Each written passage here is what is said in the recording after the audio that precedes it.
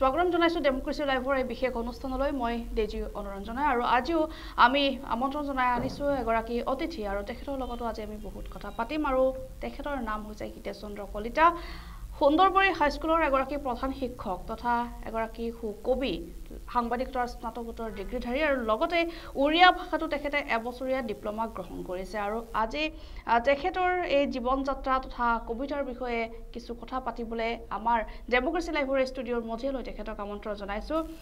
আপোনাক স্বাগতম জনাইছো আমাৰ অনুষ্ঠানলৈ প্ৰথমে অনুষ্ঠানটোৰ এটি কবিতাৰে আৰম্ভ কৰিব বিচাৰিছো কি শুনাব মই এটা কবিতাকে আৰম্ভণি কৰো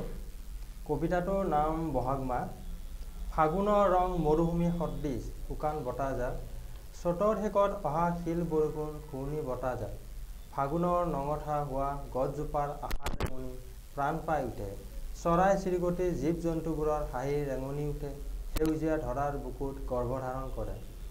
কোমল সূক্ষ্ম লাহি ঘাঁহনিবোৰ দেখি মনলৈ আহে নতুন নতুন ভাৱ নতুন নতুন প্ৰেৰণা মনলৈ আহে ৰঙেৰে উপচাৰি দিয়া অতি হেঁপাহৰ ৰঙেৰে বিহুৰ এয়া বহাগৰ বিহু কবিতা আপুনি কেতিয়াৰ পৰা লিখিবলৈ আৰম্ভ কৰিলে বা কিয় বাছি ল'লে কবিতা আপুনি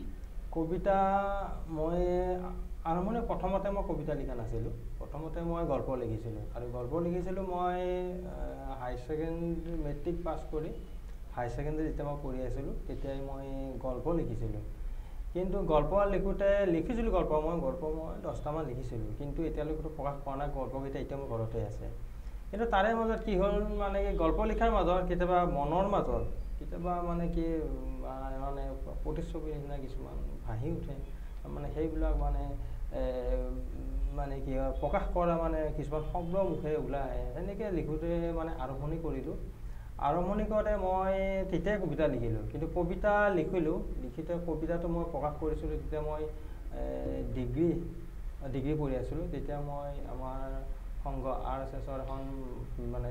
বেপাৰখন ওলাইছিল আলোক বুলি পলিমুখৰ পৰা তাত মই প্ৰথম কবিতা এটা প্ৰকাশ কৰিছিলোঁ কিন্তু কবিতাটোৰ মই নামটো পাহৰিলোঁ মনত নাই কিন্তু প্ৰথম কবিতা মই তাতে প্ৰকাশ কৰিছিলোঁ তাৰপিছৰ পৰা কবিতা মই এনেকৈ লিখি আছোঁ মানে এনেকৈ লিখি আছোঁ প্ৰকাশ কৰি আছোঁ কবিতাৰ মাজেৰে আপুনি কি ক'বলৈ বিচাৰে বা কি কথাই মানে আপোনাক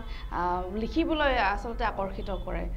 মানে মোৰ কবিতা কেনেকৈ লিখোঁ কিছুমান ঘটনা মই যেতিয়া দেখিলে মনৰ মাজত কিবা এখন চিনাই মানে কি ঘটনাটো কিবা মনৰ ভিতৰতে মানে এখন চিনাৰীৰ নিচিনা মানে এখন মানে কি মই দেখা পাওঁ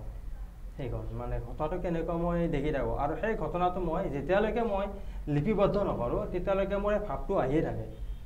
সেই ভাৱটো যেতিয়ালৈকে মানে ভাৱটো মই নোহোৱা কৰিব লাগিলে মই মানে তেতিয়াহে মই কলম আৰু লোৱা যায় আৰু তেতিয়াই মই লিখা আৰম্ভ কৰোঁ আৰু তেতিয়া সেইবিলাক মোৰ শব্দ হৈ আহে শব্দবিলাক হয়তো মানে কিছুমানৰ মনঃপূত নহ'ব পাৰে শব্দবিলাক কিন্তু সেনেকৈ মই লিখোঁ আৰু মানে সেনেকৈয়ে মই লিখি আছোঁ কিন্তু মই জোৰ কৰি কেতিয়াবা মই ধৰক কোনোবাই যদি এটা কবিতা লিখে মই সেনেকৈ লিখিব নোৱাৰোঁ কিন্তু মোৰ কবিতাটো আহিব লাগিব মনৰ ভিতৰত তেতিয়াহে মই কবিতা লিখিব পাৰোঁ বা এতিয়া ধৰ বহাগৰ মই এতিয়া মানে মনৰ ভাৱ এটা আহিছে এখন ধৰ ধুনীয়া এখন মানে গছ বনৰ এনেকৈ জংঘল হাবি বন তাৰপিছত পুলি চৰাই এডাল গছৰ পৰা সেইডাল গছলৈ জঁপিয়াই আছে মানে মাজে মাজে এবাৰ দুবাৰ কুকুৰ শব্দ দিয়ে তো সেইবিলাক ভাৱবিলাক আমাৰ মাজত আহি আছে সেইবিলাকে মানে মোৰ মানে কি কবিতা হৈ ওলাই সেই শব্দবিলাকে মোৰ কবিতা হৈ ওলাই আহে হয় এবাৰ আমি অন্য এটা বিষয়লৈ আহিছোঁ আপুনি যিহেতু উৰিয়া ভাষাত এবছৰীয়া ডিপ্লোমা আপুনি গ্ৰহণ কৰিছে আৰু এই উৰিয়া ভাষাৰ শিকাৰ আঁৰত এই নামভৰ্তিৰ আঁৰত এটা বিশেষ কথা এটা জড়িত হৈ আছে আমি আপোনাৰ মুখৰ পৰা জানিব বিচাৰিম কি আছে মই জীৱনত কেতিয়াও ফাৰ্ষ্ট ডিভিজন পোৱা নাই মানে মোৰ এটা জেদ আছে মই মানে যেতিয়া মই মানুহক বা ল'ৰা ছোৱালী দেখা পাওঁ সকলোৱে ফাৰ্ষ্ট ডিভিজন মই কিয় নাপাওঁ সেই হিচাপে মই মেট্ৰিকতো পোৱা নাই হাই ছেকেণ্ডেৰী মানে অলপ মানে মই ফাৰ্ষ্ট ডিভিজন পোৱা নাই মই ডিগ্ৰীটো নাপালোঁ তাৰপিছত মই মাছ কমো কৰিছিলোঁ PGত তাতো মই ছেকেণ্ড ক্লাছে পাইছিলোঁ MCJ কৰিলোঁ তাতো ছেকেণ্ড কিন্তু মোৰ মনত সেইটো বহুত থাকি গ'ল মই কিয় ফাৰ্ষ্ট ডিভিজন নাপাওঁ কিন্তু হয়তো ভগৱানে হয়তো মিলাই দিলে নেকি সেইটো ক্ৰছটো গতিকে ভগৱানে হয়তো মোক মিলাই দিলে দিয়াৰ বিনিময়ত মই ইউনিভাৰ্চিটি 1 ইয়াৰত মই উৰিয়া ভাষাত এডমিশ্যন ল'লোঁ কিন্তু মোৰ পৰীক্ষা ভালো হ'ল মই তাত ফাৰ্ষ্ট ডিভিজনো পালোঁ তাত পাৰ্চেণ্টেজ ভালেই হৈছে তাত কিন্তু এইটো মানে কি আমি নিজে নাজানো উৰিয়া ভাষা কিন্তু মই তাতে অলপ শিকিছোঁ এবছৰ শিকিছোঁ তাত শিকি তাতে লিখিছোঁ মানে সেনেকৈ ফাৰ্ষ্ট ডিভিজন পালোঁ আৰু মোৰ মনোকামনাটো পূৰা হৈছে আৰু মই মানে সেইটোৱে আৰু ভাবোঁ আৰু এইখিনিতে আমি আৰু এটি কবিতাৰ মাজলৈ যাম এবাৰ কি শুনাব চৌকা আৰু অ আ ক খ নাম দিছো কেৰাচিনৰ চাকি গছি জ্বলি থাকে টিনৰ টেমাৰ ওপৰত কাঠৰ পীৰাত মেলি লওঁ অ আ ক খ কুঁহিপাত মাৰ মুখত অ আ ক খ এখন হাতেৰে চৌকাত সোমা কৰি মোৰ আঙুলি কিতাপৰ আহৰত হাতত হাত ধৰি ফলিত লিখা অ আ ক খ মানে এই কবিতাটো মোৰ এটা কাহিনী আছে মই কওঁ ভাতৰ পানী কাঢ়ে পিতলৰ চৰিয়াত পি খাওঁ ভাতৰ মাৰ নিমখ অকণ লৈ দেউতাই গাঁৱৰ পৰা অনা ঘৰৰ চাউলৰ মুখেৰে মাতো ডাঙৰ অ আ হচৈ দীঘৈ চাকি গছি আনি দিয়ে পীৰাৰ ওচৰলৈ আন্ধৰ হোৱা বুলি জ্বলি জ্বলি শেষ হৈ যায় চৌকাৰ কাঠ মায়ে শিকোৱা অ আ ক খ সামৰিবৰ হ'ল পিছৰখিনি কাইলৈ কাঠৰ পীৰা দুখন আউজাই থওঁ বাঁহৰ বেৰৰ পাকঘৰৰ বাঁহৰ খুঁটা তাৰমানে এইটো এতিয়া আচলতে মোক মায়ে পঢ়াইছিল সৰুতে আমি মায়ে তেতিয়া আমাৰ তেতিয়া গেছ নাছিল আমাৰ চৌকাত ভাত বনাইছিল চৌকাত বহালে আমাৰ কেৰাচিনৰ চাকি থাকে চাকিবোৰ জ্বলাই পীৰা থাকে পীৰাত মই বহোঁ এখন পীৰাত মই বহোঁ এখন পীৰাত মানে তেতিয়া মাটিৰ ফলিত লিখিছিলোঁ আৰু অহা বহা মায়ে আৰু শিকাই থাকে মই লিখি থাকোঁ মায়ে ইফালে ভাত বনাই থাকে আৰু চৌকাত খৰি দিয়ে গুড়াৰে ভাত বনাইছিল গুড়া সানি খৰি দিয়ে তাৰপিছত সেই সময়ত আমাৰ গাঁৱৰ পৰা আমাৰ খেতি পথাৰত আমাৰ চাউল আনে দেউতাই আনিলে মানে কি এইটো গাঁৱৰ লোকেল চাউলটো ভাতৰ মাৰ বুলি কয় ভাতৰ মাৰটো মায়ে আৰু যেতিয়া পানী কাঢ়ে নহয় পানী কাঢ়িলে কি কৰে কিবা এটা গিলাচ বা বাতিত দিয়ে তাতে অকণমান নিমখ দিয়ে সেইটো আৰু পি খাওঁ পি খোৱাৰ তাৰপিছত যেতিয়া আৰু ভাত হোৱাৰ পিছত মায়ে কৈছে হ'ব দে সামৰি থ'ব তেতিয়াহ'লে আৰু পীৰাখনৰ কাৰণে বাঁহৰ খুঁটাত আউজাই থওঁ মানে সেইটো এটা আমাৰ সঁচা কাহিনী হয় মই সেইটোৱে বস্তু লিখিছিলোঁ তাৰমানে সেইখিনি হয় এইটো আপুনি এখন বিদ্যালয়ৰ প্ৰধান শিক্ষক আৰু শিক্ষক হৈও আপুনি বিভিন্ন সময়ত বিভিন্ন দাবীৰ সমৰ্থনত আপুনি প্ৰতিবাদ পৰ্যন্ত কৰিবলগীয়া হৈছে কি কাৰণে এইদৰে আন্দোলন কৰিব লগা হৈছে বা সেই পৰিস্থিতিটো কেনেকুৱা আচলতে মানে মই আচলতে চৰকাৰী স্কুলৰ শিক্ষক নহয় মোৰ স্কুলখন ভেঞ্চাৰ স্কুল হয় গতিকে ভেঞ্চাৰ স্কুল হ'ব লাগিলে এতিয়া আমাৰ যিটো প্ৰাপ্যৰ কাৰণে আমি আন্দোলন কৰিবই লাগিব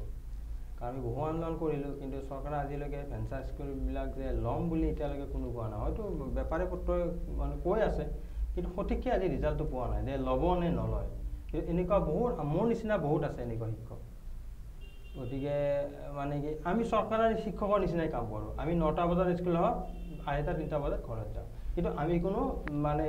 যে আমি যে ভেঞ্চাৰ বুলি আমি কম শিকাব লাগে সেইটো নহয় আমি ল'ৰা ছোৱালী সমানে শিকাওঁ কিন্তু আমি প্ৰাপ্যটো পোৱা নাই গতিকে আমাৰ অলপ এতিয়া আমাৰ পৰিয়াল আছে আমিতো চলিব লাগিব আমাৰ চলা ফুৰাৰ অসুবিধা হয় এতিয়া গতিকে সেইকাৰণে আমি নিজৰ প্ৰাপ্যৰ কাৰণে আমি আন্দোলন কৰিব লগা হয় সেয়া বিভিন্ন সময়ত ইতিমধ্যে প্ৰতিবাদ কৰিও থকা হৈছে সেই বিষয় সন্দৰ্ভত আৰু এতিয়া আপোনাৰ কিতাপখনলৈকে আহিছোঁ আপোনাৰ যিহেতু কবিতা কিতাপ প্ৰকাশ পাইছে আৰু মৰমনন্দৰ তৰফৰ পৰাও কাব্য সংকলন এখন ইতিমধ্যে আপোনাৰ প্ৰকাশ পাইছে এই গোটেই অভিজ্ঞতাখিনিৰ বিষয়ে জানিব বিচাৰিম কিতাপ এখন লিখা কথাটো কেনেকৈ মনলৈ আহিল বা ভৱিষ্যতে আৰু কিবা কিতাপ লিখাৰ পৰিকল্পনা আছে নেকি কিতাপ লিখাৰ ভৱিষ্যতটো মানে মইতো ক'লোৱে যে মই কবিতা লিখোঁ আৰু কবিতাবিলাক লিখি থাকোঁতে মানে কবিতাবিলাক বহীত লিখোঁতে জমা হয় জমা হোৱাৰ পিছত তেতিয়া ভাবিলোঁ আৰু কবিতাবিলাকতো যদি মই সংৰক্ষণ নকৰোঁ তেতিয়াহ'লে হয়তো এই কবিতাবিলাক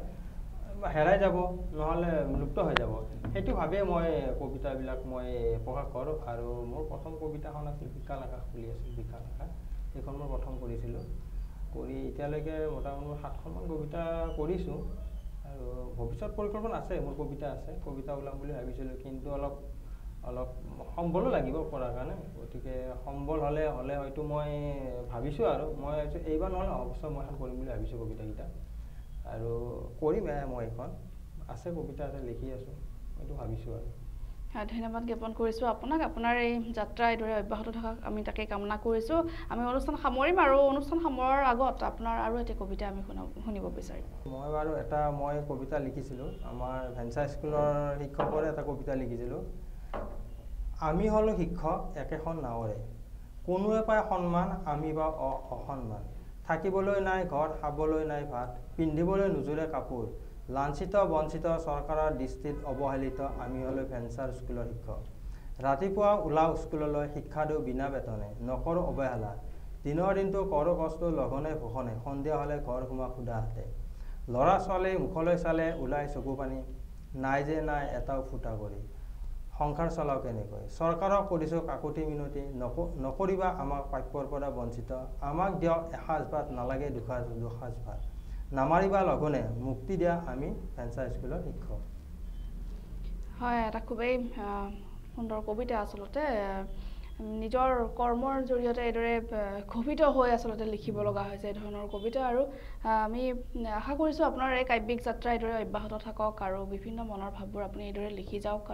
আৰু ভৱিষ্যতে আপোনাৰ কিতাপ পঢ়িব পাম বুলি আশা থাকিল। আৰু আমাৰ এই অনুষ্ঠানলৈ অহাৰ বাবে আপোনাক ধন্যবাদ জ্ঞাপন কৰিছোঁ। আমি অনুষ্ঠান সামৰিছোঁ এতিয়া। পৰৱৰ্তী অতিথিৰ সৈতে আমি পুনৰ উপস্থিত থাকিম। চাই থাকিব ডেম'ক্ৰেচি লাইভ।